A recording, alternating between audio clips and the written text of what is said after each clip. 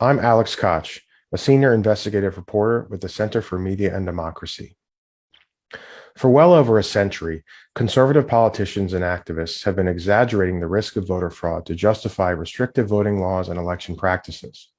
But it's no secret that in the last few years, this effort has gone into a modern-day hyperdrive.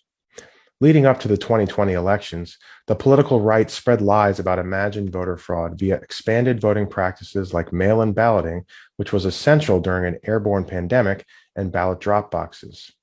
Then, after Election Day, the right wing claimed, without evidence, that in numerous states the election was stolen from Donald Trump because of voter fraud and liberal corruption. And now, in 2021, right-wing nonprofit organizations and GOP lawmakers have used these lies to justify creating new, heavily suppressive voting laws that critics have called Jim Crow 2.0. To understand the big lie of widespread voter fraud, you need to examine and follow the money behind three groups of actors. One, nonprofit policy and activist groups. Two, right-wing media outlets. And three, the politicians themselves.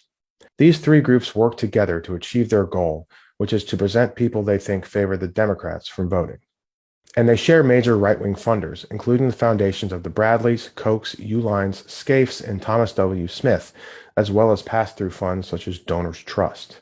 Think tanks pushing the voter fraud myth include the Heritage Foundation and smaller election-focused nonprofit groups such as the Honest Elections Project, True the Vote, and the Public Interest Legal Foundation. The Heritage Foundation and the American Legislative Exchange Council, or ALEC, worked together to craft some of the worst state voter suppression bills this year and lobby for their passage.